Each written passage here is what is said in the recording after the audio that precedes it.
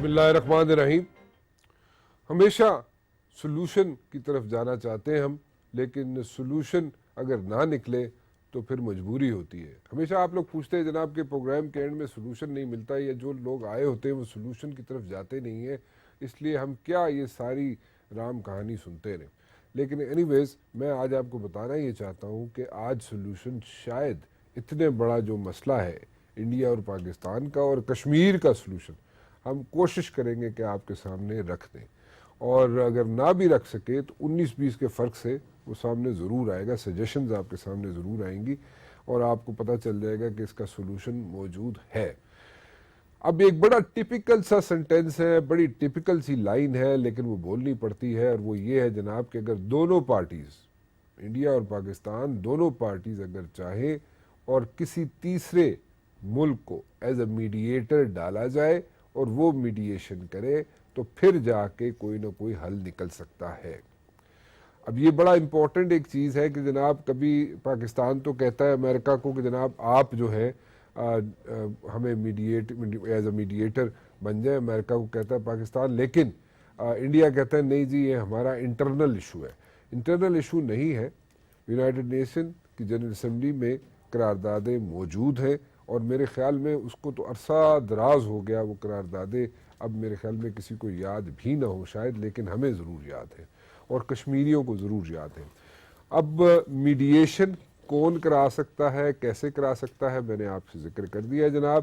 اب اس میں میڈیشن جب تک نہیں ہوگی، چاہے وہ امریکہ کرے چاہے وہ کوئی اور ملک کرے، لیکن فی الحال امریکہ ہی کرے تو اس سے کوئی نہ کوئی نتائج سامنے آ سکتے ہیں، کیونکہ America is the only sole superpower right now, اور اس کی میڈیشن کے بغیر مسائل حل ہوتے نظر نہیں آتے. ایک انفنشڈ بزنس تھا جو کہ پارٹیشن کے وقت رہ گیا، یہاں پہ کشمیر کا ایشو رہ گیا، اور اس پہ ہم لوگ ابھی تک لڑ رہے ہیں، جھگڑ رہے ہیں، اور اب تو دھمکیاں آنی شروع ہو گئی ہیں کہ انڈس واٹر بیسن ٹریٹی جو ہے اس کی بھی وائلیشن ہوگی انڈیا کی طرف سے، اور پانی بھی روکا جائے گا. اور جیسے کچھ عرصہ پہلے 2-4 سال پرانی بات کر رہا ہوں کہ آپ نے بھی سنا ہوگا، ہم بھی یہی کہتے تھے کہ آئندہ آنے والے دنوں میں اگر جنگیں لڑی جائیں گی تو وہ پانی پہ لڑی جائیں گی.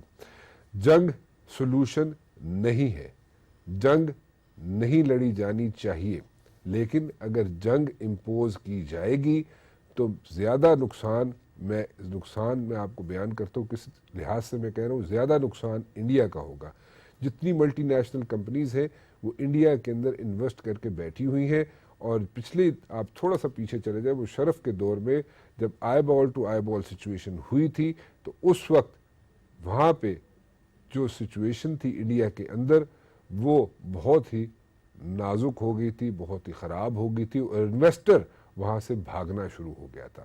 آج ایک وہاں پہ ایسی شخصیت انڈیا کے اندر موجود ہے who is running the country, who is running India جی، اس کا نام موڈی ہے، اور وہ موڈی کبھی کبھی سلطان راہی بھی بن جاتا ہے، اور وہ سلطان راہی بنتا ہے جب تو وہ اس وقت اس کو میرے خیال میں کچھ نظر نہیں آتا، وہ اپنے گھر کے اندر یعنی کہ انڈیا کے اندر اس کی اپنی جو مقبولیت ہے وہ کھوتا جا رہا ہے. لیکن اس نے کیا کیا کچھ کیا، اور اگر کوئی لوگ ایکسپیکٹ کر رہے ہیں کہ موڈی کے ہوتے ہوئے کوئی نہ کوئی سلوشن نکلے گا، تو میرا ذاتی خیال یہ ہے کہ ایسا نہیں ممکن نہیں ہے. But then again we are keeping our fingers crossed. تھوڑی سی یاد دہانی کے لیے، کیا کچھ ہوا گجرات میں، موڈی نے کس طرح جناب گجرات میں مسلمانوں کو مروایا، اور کس طرح جن لوگوں نے مارا مسلمانوں کو، پریگننٹ عورتوں کو مارا، ان کے بچے زمین پہ گرائے، ان کے بچے جو پریگننٹ عورتیں تھیں ان کو کیسے مارا گیا، اور اس کے بعد جو لوگ اس سارے کرائم میں انوالو تھے ان کو کیسے موڈی نے چھڑوایا، ایک نہیں دو نہیں تیسرے جج کے بعد چینج کرواتا رہا جج، اور اس کے بعد ان کو چھڑوایا بھی. تھوڑی سی یاد دہانی کے لیے، اور اس کے بعد میں اپنے پینل کا انٹروڈکشن کراؤں گا، لیکن پہلے ذرا یہ تھوڑا سا کلپ دیکھ لیجیے. Office of Gujarat's Chief Minister, Narendra Modi. Modi is from the right-wing Hindu party, the BJP, which has often been accused of stirring up anti-Muslim feeling.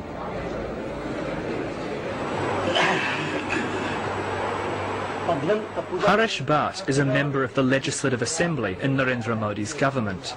He was one of the most senior people caught on tape by Tehelka's undercover reporter. he attended a meeting with the Chief Minister. कुछ तो बताइए नरेंद्र भाई, क्या उनका क्या उनका favourable, लेकिन हम ये स्टेटमेंट हम नहीं कर सकते।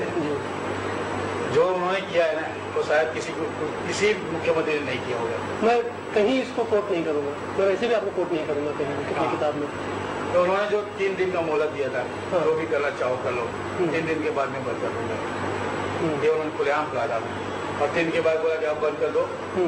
जाफरी साहब ने सारे नेता जो थे उनके टच में, जितने भी सारे जो कांग्रेस के लीडर थे, जो जैसे कि भाजपा के थे, पुलिस ऑफिसर थे बड़े बड़े, उनको भी फोन कॉल किए, और छल्ले नरेंद्र मोदी साहब को भी फोन किया, और नरेंद्र मोदी साहब ने अपशब्द किए थे उनको, और कोई मदद नहीं भेजी। और बताइए, जिस दिन पाट्याकांड हुआ वो तो अयोध्या थे, अयोध्या से दिल्ली विल्ली आ गए थे, जहाँ भी आगे आपको पता होगा। पाट्याकांड जिसमें उस दिन शाम को या दूसरे दिन नरेंद्र भाई पाटिया, बताइए। नरेंद्र भाई पार्टी आते थे, पर वो ठीक वो बनाव पे इसके लिए नहीं आ गए, उसके सामने कमांडो रहता है, तो बनाव पे नहीं आए, पर पार्टी आके उत्साह देके चले गए और लोगों का उत्साह बढ़ाया। नरेंद्र भाई उत्साह बढ़ा के चले गए टीम के साथ में। पर जब भी रात को आधी रात के बाद दूसरे दिन जो चालू हो जाएगा वापस, तो नरेंद्र भाई उसके लिए आए थे। वो पूरे अहमदाबाद में घूमे थे, जहाँ जहाँ मियाँ है वहाँ इसके लिए घूमे थे। हिंदू में, यहाँ मुसलमान रहते हैं, यहाँ हिंदू रहते हैं, तो हिंदू में जाके आए कि नहीं अच्छा किया और करो। ये जेल गए तो जेल में आप बताइए ना, छुड़ाया किसने, बताइए इनको कैसे छुड़ाया? हमको तो जेल से नरेंद्र भाई ने छुड़ाया, उन्होंने जज बदले, और जज बदल के फिर नरेंद्र भाई ने सेटिंग की, और नरेंद्र भाई ने हमको छुड़ाया, तो हम नहीं छूट सकते। पहला जज आया था धोलकिया जी था, उन्होंने बोला कि बाबू भाई बजेंगे तो फांसी होनी चाहिए 4-5 बार, एक बार नहीं, और फाइल फेंक दी सब। फिर दूसरा आया, तो दूसरा ने हमारा को यही बताया कि नहीं इनको फांसी होनी चाहिए। फिर तीसरा ने फिर 1.5 साढ़े 4 महीना हो गए। फिर नरेंद्र भाई ने हमारे को संदेशा भेजा कि ठहर जाओ, मैं अभी सेटिंग करता हूँ, अभी टाइम निकल गया है। फिर उन्होंने अक्षय मेहता करके जज को भेजा, जज ने फाइल नहीं देखी, नहीं बोले जा नहीं ग्रांटेड, सब जेल खाली कर दी वहां, बाहर आ गए लोग। तो वो ये काम हम तो भगवान इसके लिए मानते कि इनकी पैसे ले लिए, वो बोली मेरे पेट में बच्चा है भाई मेरे को जाने दो, तो हाथ जोड़ा तो नीचे से तलवार डाला, और बच्चा ऐसे एक नहीं 4-5 प्रेग्नेंट लेडीजों के बच्चे बाहर गिरा दिए चीर के, और फिर वो जल रही थी, वो ऐसी चीखी, मेरा बच्चा तो बच्चे को टुकड़े कर दिए तलवार से और ऐसे उड़ा दिया। और मेरी बहन भाभी उसके बाजू में ही थी, मेरी भाभी अपने 2 बच्चे लेके भाग रही थी, तो उसका हाथ पूरा अलग कर दिया बलात्कार करके, और जो बिल्डिंग में स्लैब में सलिए होते हैं वो सलिए नीचे से डाल दिए, तो यहाँ से निकले सब लोगों के। कौन है ये सब पूछ रहे, बट हमारी मदद कोई नहीं कर रहा, कोई नहीं कर रहा। औरतें आज जुम्मा को रो रही है, तो मैंने पूछा क्यों रो रही, तो बोले माँ के लिए रो, या मेरे आदमी के लिए रो, क्या 2 बच्चों के लिए रो, या पूरे मुसलमान पे कयामत टूट गई उनके लिए रो, किस लिए रो मेरे को समझ में नहीं आ रहा है। ऐसे बोल रही है औरतें। यहाँ पे छोटे छोटे बच्चे रात को ढाबे पर लेके बैठे, सिलेंडर फोड़ते थे तो स्लैब टूट के ऊपर आंच आती थी, बच्चे छोटे छोटे पानी मांगते थे। कितनी औरतों ने गला दबा के अपने हाथों से बच्चों को मारा कि तुम लोग के लिए तुम्हारी आवाज सुनेंगे तो वो लोग आके हमको भी मारेंगे। इससे बड़ा अत्याचार और कहाँ होगा, कैसा होगा बताओ। हमारी आवाज को दुनिया के कोने कोने में पहुंचाओ। बेगुनाह मर गए हैं, उनके लिए कुछ करो, मोहम्मद की मदद करो। इस पे रोना आता है जी, इस पे सिर्फ और सिर्फ रोना आ सकता है। और ये जो टिपिकल सेंटेंसेस हैं कि अफसोस की बात है, मैं नहीं कह सकता, क्योंकि अफसोस बहुत कम और बड़ा लाइट सा वर्ड लगता है इस सारे क्राइम के सामने। और इस किस्म के क्रिमिनल्स अगर मुल्क चला रहे होंगे तो फिर वहाँ पे किसी से अच्छे की तवक्को नहीं रखी जा सकती, और ख़ास तौर पे मुसलमानों के लिए। मैं अपने पैनल का इंट्रोडक्शन करा दूँ जी। तारिक पीरज़ादा साहब मेरे साथ मौजूद हैं स्टूडियोज़ में। मशाल मलिक साहिबा, मैं उनको बहुत दिल की गहराइयों से वेलकम करूंगा, क्योंकि जिस तरीके से उनके हस्बैंड इस वक्त हीट फेस कर रहे हैं जेल में, और जो तशद्दुद फेस कर रहे हैं जेल में, और उसके बावजूद उन्होंने वक्त निकाला, मैं उनका बहुत मशकूर हूँ। आबदा हुसैन साहिबा जी एम्बेसडर रह चुकी हैं अमेरिका में, और सलमान अहमद किसी तारुफ के मोहताज नहीं है, सारी इंडस्ट्री उनको जानती है जी, वो मौजूद है हमारे साथ। आप सबका बहुत बहुत शुक्रिया जी, आप तशरीफ़ लाए। میں شروع کرنا چاہوں گا مشال آپ سے، اور پہلے یہ پوچھنا چاہوں گا کہ یاسین ملک صاحب سے کب آپ کی آخری بات ہوئی and how is he doing جی؟ جی میری آخری بات ان سے ہوئی تھی 8 جولائی کو، جس دن برہان کی شہید کر گیا تھا شام کو. آپ کو یاد ہوگا خبر بریک تب ہوئی تھی شام کو، تو صبح کو بات ہوئی تھی. چوتھا دن تھا غالباً وہ چھوٹی عید کا. تو اس کے بعد ان کو اریسٹ کر دیا گیا اور سینٹرل جیل میں اریسٹڈ تھے، اور اس کے بعد وہاں سے لے گئے ان کو انٹیروگیشن سینٹر میں.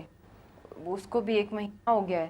اور اب جب اڑی کا اٹیک ہوا ہے تو جو سری نگر کا جو انٹیروگیشن سینٹر ہے اس سے شفٹ کر کے ان کو آرمی کیمپ کے جوائنٹ انٹیروگیشن سینٹر میں پھینک دیا ہے، اور بہت ان کی حالت کرٹیکل ہے. میری پھر بات نہیں ہوئی ان سے. 2.5 months ہو گئے، آلموسٹ 81 days ہو گئے. 81 days ہو گئے آپ سے ان کی بات نہیں ہو پائی. So who told you all these things کہ جناب ان کی سچویشن بہت کریٹیکل ہے؟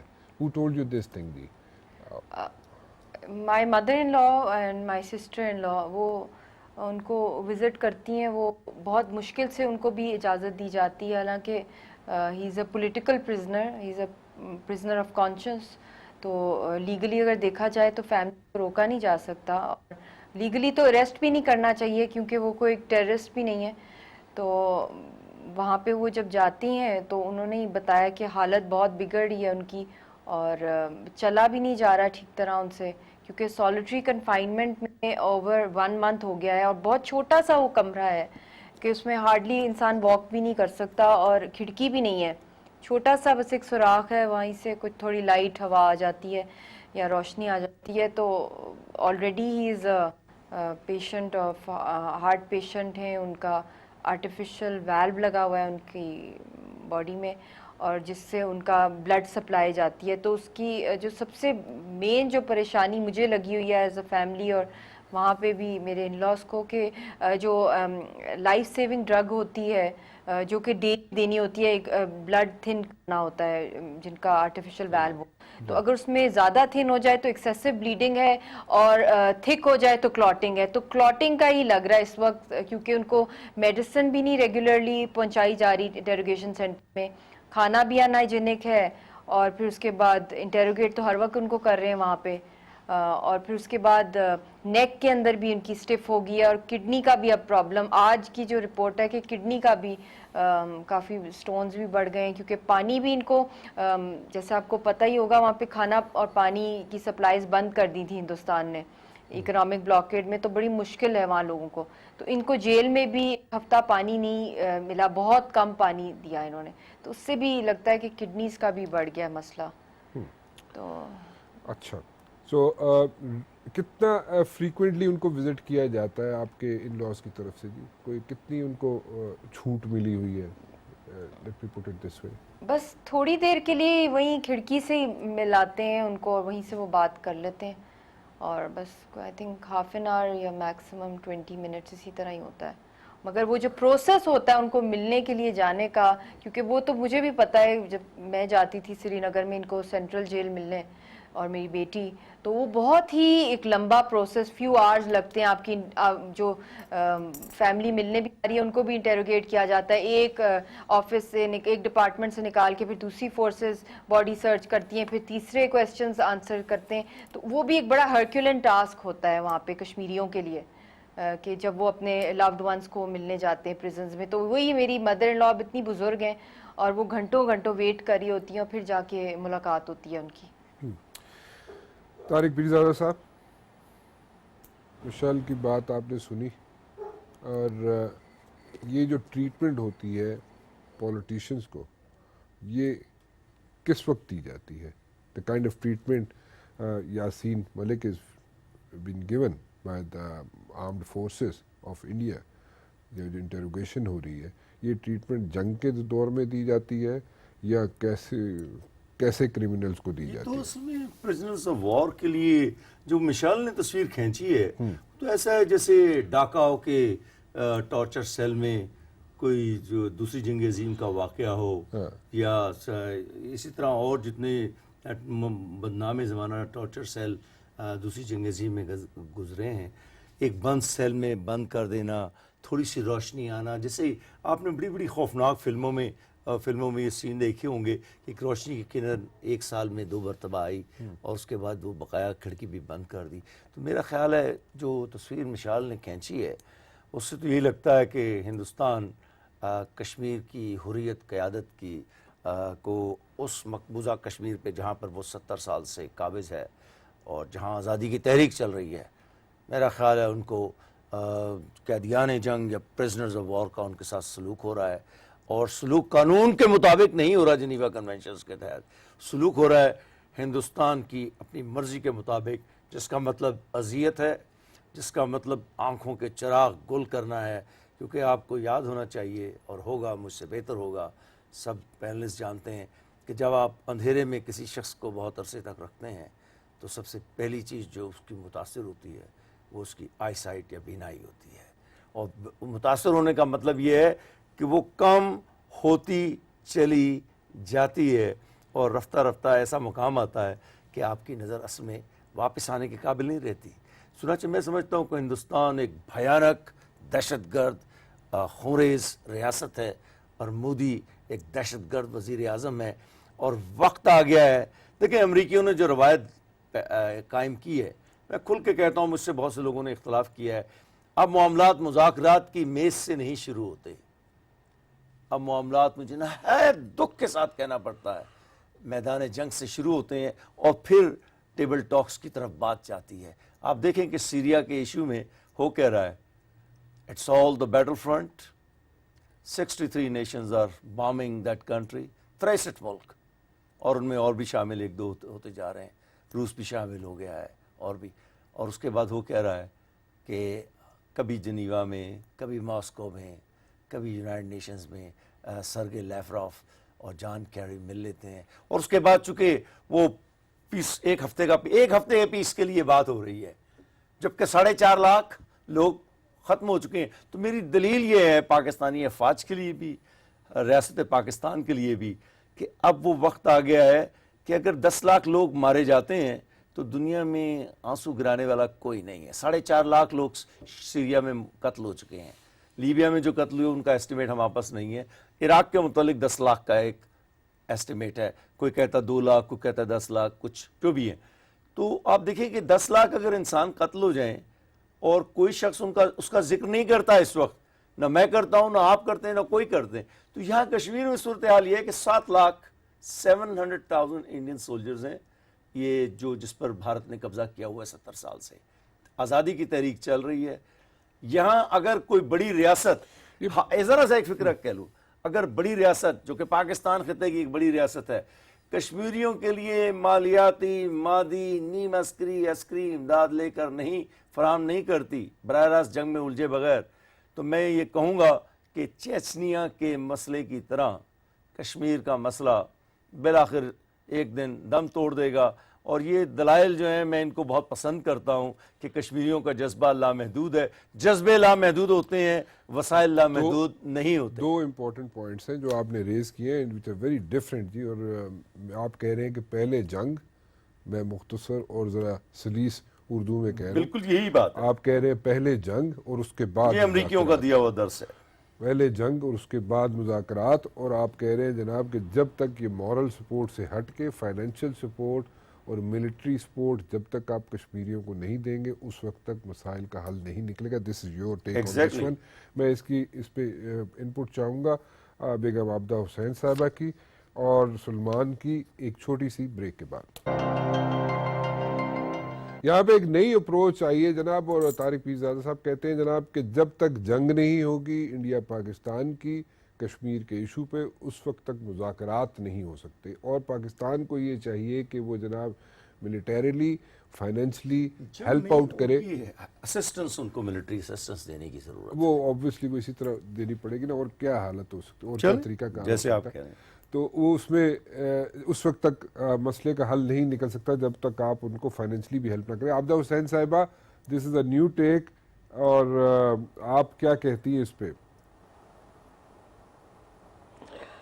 دیکھیے جی، کیونکہ ہندوستان پاکستان دونوں نیوکلیئرائزڈ ہیں تو ایک ہمارا بیلنس آف ٹیرر ہے، تو جنگ تو نہیں ہوگی، زیادہ سے زیادہ بارڈر اسکرمشز جو کہ ہوتی بھی رہی ہیں وہی ہو سکتی ہیں.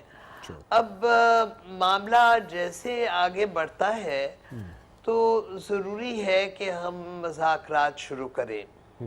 اس کے لیے ایک تھرڈ پارٹی میڈیشن کی پاکستان بہت عرصہ سے کوشش کرتا رہا ہے.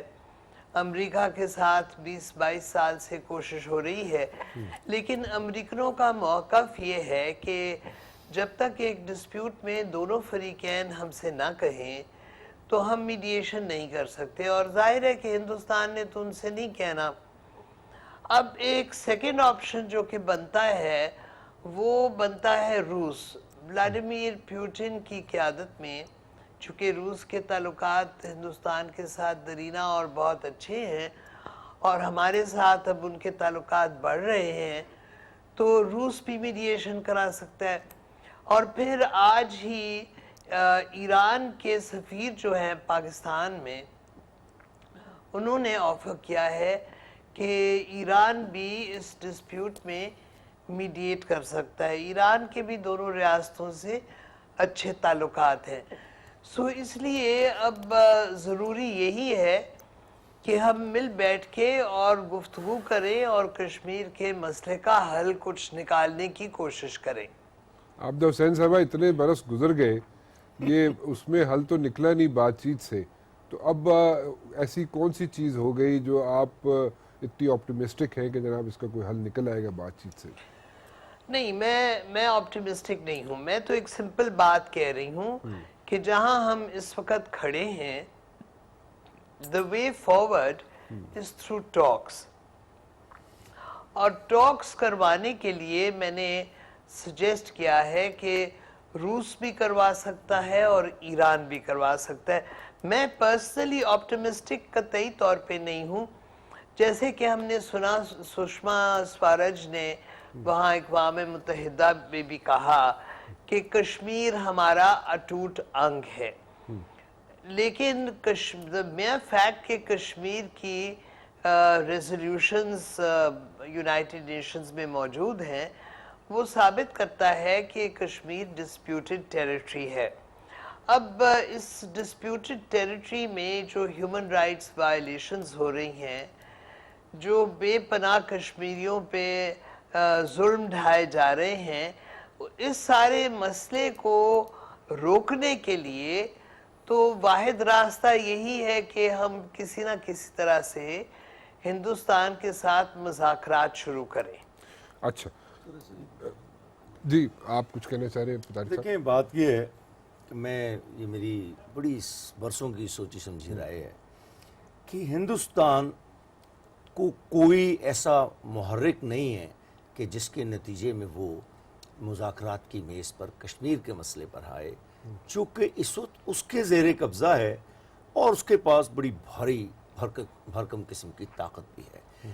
تو ہندوستان پر جب تک بڑا سفارتی سیاسی کے ساتھ ساتھ ان دو ایلیمنٹس کے ساتھ ساتھ عناصر کے ساتھ ساتھ بڑی ہی مقدار میں کوئی اتنا بڑا نیم عسکری یا عملی دباؤ نہ آئے، وہ کسی بھی قیمت پر، اور جب تک کہ اس کی وہاں پر موجودگی کی قیمت میں بہت خطرناک حد تک ہم اضافہ کر دیں، جب تک وہ دباؤ نہیں ہوگا دو نتیجے نہیں نکلیں گے. ایک تو بھارت تیار نہیں ہوگا، دوسری ورلڈ پاورز بھی اس علاقے کے متعلق اسے ایک ریٹرک سے زیادہ اہمیت نہیں دیں گی. سوچیں، ہم نے دباؤ پیدا کرنا ہے.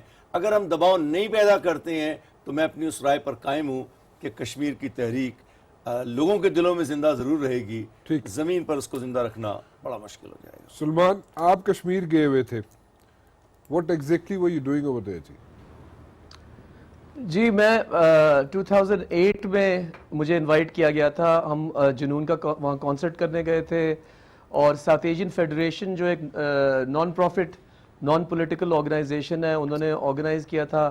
اور سارے ساک کنٹریز کے جو لیڈرز تھے فارمر وہ بھی تھے وہاں, اور 10,000 کشمیری اسٹوڈنٹس تھے جن کے سامنے ہم نے پرفارم بھی کیا, اور 3-4 دن ہم نے انٹریکٹ کیا.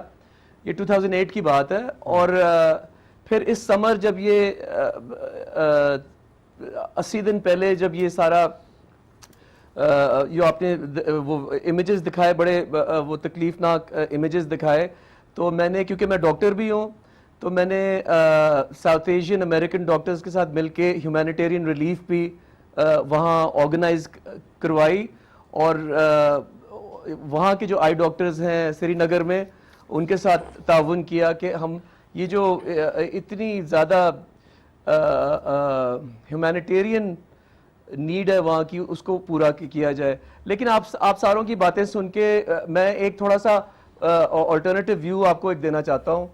دیکھیں, میں 20 سال سے انڈیا اور پاکستان کے درمیان پھرتا ہوں, اور ہر سوسائٹی کے ہر, چاہے وہ لیڈرشپ ہے, چاہے وہ کلچرل لیڈرشپ ہے, یا بزنس لیڈرشپ ہے, یا عام لوگ ہیں, ان سے میں اٹھتا بیٹھتا ہوں.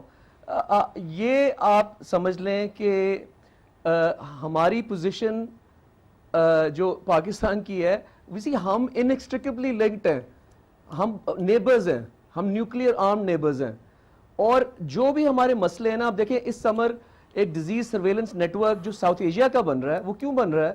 کیونکہ پولیو, زیکا وائرس, میڈ کاؤ ڈیزیز نہ پاکستان کا بارڈر سمجھتی ہے, نہ انڈیا کا, نہ بنگلہ دیش کا. اور ہمیں یہ کوآپریشن اور کولیبریشن کے بغیر ہم کوئی حل, نہ ڈیزیز کا حل کر سکتے ہیں, نہ ہیومن رائٹس وائلیشنز کا حل کر سکتے ہیں, کسی چیز کا حل نہیں کر سکتے, کیونکہ یہ 21ویں صدی میں ہر چیز انٹر کنیکٹڈ ہے.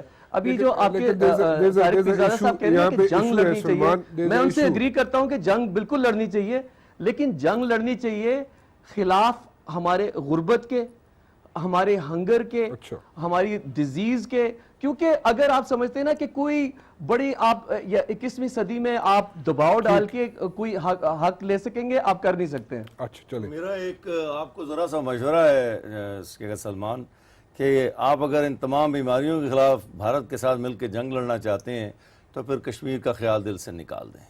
اچھا لیکن سر ایک سیکنڈ, میں طارق پیزادہ صاحب, میں ایک پاکستانی ہوں, اور میں نے حال ہی میں آرمی پبلک سکول, میں نے جس طرح کی اٹراسٹیز دیکھی نا اپنے ملک کے اندر, اور جو ابھی رانا مبشر صاحب آپ نے دکھائی ہیں مجھے کشمیر میں, ہم نے 70,000 قربانیاں دی ہیں اس ملک کے اندر. دہشت گردی اور انتہا پسندی کے جو اینمی, ہمیں نا ریئلائز کرنا چاہیے کہ ہماری ٹاپ پرائرٹی کیا ہے. ہمیں ڈیفینیٹلی مورل سپورٹ ڈیفینیٹلی دینی چاہیے کشمیر کو, اور ہمیشہ ہم دیتے آئے ہیں, لیکن ہماری ٹاپ پرائرٹی جو ہے نا اس وقت, وہ پاکستان کو اسٹرینگتھن کرنا ہے, and that's what we need to do. اچھا چلیں مشعل, کشمیر ٹاپ پرائرٹی نہیں ہے. اچھا مشعل, میں آپ سے ایک چیز پوچھنا چاہوں گا, آپ کے خیال میں کیا کیا جائے, پاکستان کیا کرے یا کیا کرنا چاہیے کہ کشمیر کا کوئی حل نکل سکے, کیونکہ it's a disputed area, disputed land. اس کو انٹرنیشنل فرنٹس پہ جو جی مشعل پلیز, اس کو انٹرنیشنلائز کیا جائے, اس کے لیے ایک ریگرس اور ریبسٹ قسم کی پالیسی ہو, اور باہر کے ملک کے جو تھنک ٹینکس ہیں, یونائٹڈ نیشنز کے علاوہ جو ہیں ایمنسٹی انٹرنیشنل کیپٹل ہل پہ ہیں, باہر کی یونیورسٹیز ہیں, اور جو اسپیشلی P5 کنٹریز ہیں جن کا ایک وائٹل رول بنتا ہے implementation of the United Nation Security Council resolutions, ان کے ساتھ لابینگ نیٹ ورکنگ کی جائے, اور ایون انٹرنیشنل لابیسٹ کو ہائر کیا جائے. تو بہت سا اس کا ایک پراپر ایک میکینزم ڈرافٹ ہونا پڑے گا. اٹ از ناٹ کہ بھی ایک UN کی سپیچ ہوئی, وہ بھی بہت اچھی ان کی سپیچ تھی, بٹ اس کے آگے کیا, آگے کا لائل کیا ہے. جس طرح انہوں نے پارلیمنٹری ڈیلیگیشن بھیجی ہے 22 ممبرز کی آل اوور دا ورلڈ, اس میں some of them have research on Kashmir, some of them I heard کہ ان کی اتنی نہیں ہے. تو میں تو یہ سجیسٹ کروں گی, بالکل نہیں ہے جی, سم آف دیم آپ بڑے کثر نفسی سے کام لے رہی ہیں مشعل, ان میں سے میجورٹی لوگوں کو ان کا پتہ نہیں ہے, بیکاز میں اپنا میجورٹی لوگوں کو نو ہاؤ نہیں ہے کشمیر کے بارے میں جو ڈیلیگیشن بنایا جی. یہی آپ کو لیٹ می جسٹ کمپلیٹ, بس کہ جب تک ایکسپرٹس جن کو کمانڈ نہ ہو کشمیر کاز پہ، یا جو وہاں کی ڈیوائیڈیڈ یا سپریٹڈ جو فیملیز ہیں، یا جو مہاجرین کیمپس میں ہیں آزاد کشمیر میں، یا جو حریت لیڈرشپ ہے جو یہاں پر ہے، مقبوضہ کشمیر کے جو ریپرزینٹیٹیوز یہاں پر ہیں، ان کو آن بورڈ لیا جائے، انٹرنیشنل قسم کی یہاں پہ سیمینارز کرائے جائیں اور پارلیمنٹ میں اس پہ ڈبیٹ کرائی جائے، ایک پراپر تھورو ایک ڈبیٹ ہو جو کہ ابھی تک نہیں ہوئی ہے، ایک جس سے ایک کوئی فریم ورک بنایا جائے اور ایک کنسنسس کے ساتھ ساری پولیٹیکل پارٹیز چلیں. ٹھیک ہے. طارق صاحب، مجھے اس کا Michelle has something else on her mind. وہ تو ڈپلومیسی کی طرف جا رہی ہیں، تھنک ٹینکس کو انگیج کر رہی ہیں. ہاں نہیں، وہ تھنک ٹینکس کی طرف جانا چاہ رہی ہیں، وہ اویئرنیس کریٹ کرنا چاہ رہی ہیں انٹرنیشنلی. بٹ آپ کا بڑا ہاسٹائل قسم کا سٹینس ہے. نہیں، وہ ہاسٹائل نہیں ہے. دیکھیں، ہر ٹائم جو ہے نا، ٹائمز ہیو چینجڈ، وقت بدل گیا ہے. 9/11 کے بعد خاص طور پر امریکیوں نے ڈپلومیسی کو دفنا دیا ہے، اور اس کا صاف ثبوت ہے کہ موبل نیوکلیئر لیبز ہیں عراق میں، 4-5 ایلیگیشنز، 8 مہینے کی ڈرم بیٹ یا شور مچانا، اس کے بعد حملہ کر دینا. افغانستان میں بھی یہی ہوا، لیبیا میں یہی ہوا، اس کے صومالیہ میں مسلسل ہو رہا ہے. تو 1 درجن مسلمان ملک ہیں اور افریقہ اور مشرق وسطیٰ کے which are faced with war unleashed by the West. میں کوئی نفرت کی بات نہیں کر رہا ہوں یہاں پہ، میں تو ریالٹی، گراؤنڈ ریالٹی پہ جو ہو رہا ہے اس کی بات کر رہا ہوں. اب مسئلہ یہ ہے کہ پاکستان کا ریزولوشنز کی وجہ سے 48 اور 49 کے جو قراردادیں ہیں، اس کی وجہ سے پاکستان اس کا ایک حصہ ہے. اس 2 فریقی مسئلہ ہے جس میں کشمیری مرکزی نقطہ ہے. میں اس کو سادہ زبان میں یوں کہتا ہوں، کشمیریوں کے متعلق فیصلہ ہونا ہے اور قراردادیں موجود ہیں. کسی بھی وقت اگر کوئی تیار ہو جائے تو جو یو این ایڈمنسٹریٹر ہے، وہ یو این کمیشن کی طرف سے مقرر ہوگا، ذرا سی جلدی سے بات کر لوں، وہ آ کے پلیبسٹ کا انتظام کر سکتا ہے. لیکن اب وہ بات جو ہے، 70 سال چونکہ ہم نے کچھ نہیں کیا کشمیر کے لیے بامانی انداز میں. 65 کی جنگ لڑی، اس میں سینٹرلائز کمانڈ بھی نہیں تھی. بالکل ٹھیک ہے. اسی طرح سے 71 کی جنگ براہ راست کشمیر سے تعلق نہیں تھا اس کا، وہ مسئلہ بنگلہ دیش کا تھا. تو اب پہلی دفعہ موقع پیدا ہوا ہے کہ ایک فریڈم موومنٹ ہے بہت عرصے کے بعد اور بڑے زور سے چل رہی ہے. دوسرے، پاکستان بڑی مضبوط پوزیشن میں ہے کنونشنل اور نیوکلیئر پاور کے حساب سے. پاکستان کے پاس اس قوت کا، پاور کا کبھی تصور نہیں تھا. آپ نے اس پاور کو صرف استعمال کس لیے کر رہے ہیں؟ پریشر ڈالنے کے لیے. اور بھارت کے قبضے کی، آپ دیکھیں پریشر کیسے ڈالیں گے آپ. وہاں پہ 7 لاکھ فوج وہاں پہ موجود ہے، وہاں پہ میں نے تو آپ کو دلائل دی ہے. آپ وہاں پر بالکل کشمیریوں کو ٹرین کریں، آپ بالکل ٹرین کریں، ڈر کے نہ بھیجیں. بیس کیمپ آپ کے پاس موجود ہے، وہ اوپن اٹیک آپ پر کر نہیں سکتے. آپ اس کا فائدہ اٹھائیں. جنرل راحیل نے آج بڑی وضاحت سے ایک بات کہی ہے جو وہاں جرمنی آپ کہہ رہے ہیں وہاں پہ اوپن کیمپس بنائے. میں عابدہ بی بی آپ بتائیں گے کوورٹ جیسے بھی مناسب ہو. اچھا عابدہ بی بی، یہاں پہ سجیشن یہ آ رہی ہے اوورٹلی یا کوورٹلی کیمپس بنا کے وہاں پہ جناب آپ کشمیر میں پینیٹریٹ کریں، یہی بات ہوئی آپ کی؟ تو ہر طرح کی اسسٹنس دیں. بات ختم ہو گئی. مختصر سے کامنٹ آپ کا چاہیے ہوگا عابدہ بی بی. دیکھیے، کشمیر کے اندر جو لوگ ہیں وہ بڑی ہمت سے ریزسٹنس آفر کر رہے ہیں، وہ اپنی جانوں کا نذرانہ دے رہے ہیں. ان کے نوجوانوں کی بینائی تباہ ہو گئی ہے. تو ہمیں کوئی کیمپس سیٹ اپ کرنے کی ضرورت نہیں ہے. وہ تو ایک انتفاضہ وہاں کشمیر کے اندر جاری و ساری ہے. ہمیں تو صرف ان کو مٹیریل سپورٹ اگر ضرورت ہے تو ضرور ہمیں بھجوانی چاہیے ہے. مورل سپورٹ ہم دے رہے ہیں، اور ہمیں کوشش کرنی چاہیے کہ دنیا میں ہم بالخصوص اقوام متحدہ میں کشمیریوں کا جو the plight of the Kashmiris, the human rights violations، ان کا ہم جس حد تک تذکرہ کر سکتے ہیں وہ کرتے رہیں. تو اب اس کا تذکرہ 1 سال کے بعد کرنا پڑے گا. اچھا چلیں، میں یہاں پہ مجھے وقت مختصر ہے، یہاں پہ میں اس کو وائنڈ اپ کرنا چاہوں گا اس ڈیبیٹ کو. اور آپ کا ہاسٹائل قسم کا بڑے practical I would say approach ہے کہ جب تک جنگ یا جب تک آپ کھل کے امداد نہیں کریں گے، عسکری مدد نہیں کریں گے کشمیریوں کی، تو پھر آپ بھول جائیں کشمیر کو, پھر اس کا کوئی حل نہیں نکلے گا. آپ سب کا بہت بہت شکریہ. میں مختصر وقت تھا اس لیے معذرت چاہتا ہوں کہ کوئی بیچ میں کافی چیزیں ایسی ہیں جو کہ ہم ڈسکس نہیں کر سکے. فی الحال اس سیگمنٹ کو ہم ختم کریں گے اور بریک پہ جائیں گے, اور بریک پہ آنے کے بعد ذرا پنجاب کی بات کر لیں گے, پنجاب میں پنجاب حکومت کی نیشنل ایکشن پلان کی بات کر لیں گے ایک چھوٹی سی بریک کے بعد. جہاں پہ ہم تنقید کرتے ہیں جی, کھل کر تنقید کرتے ہیں, چاہے حکومت ہو یا صوبائی حکومت ہو, وہاں پر اگر کوئی حکومت, چاہے وہ حکومت پاکستان ہو چاہے وہ صوبائی حکومت ہو, اگر وہاں پہ کوئی اچھا کام ہوتا ہے تو میرے خیال میں اس کو اپریشیٹ بھی کر لیا جائے تو اس میں کوئی برائی نہیں ہے. پنجاب میں نیشنل ایکشن پلان پر کیا اقدامات کیے گئے, میں ذرا وہ آپ سے شیئر کرنا چاہوں گا. پنجاب حکومت کے اعداد و شمار کے مطابق 5 سپتمبر 2016 تک 97,608 مقدمات درج کیے گئے.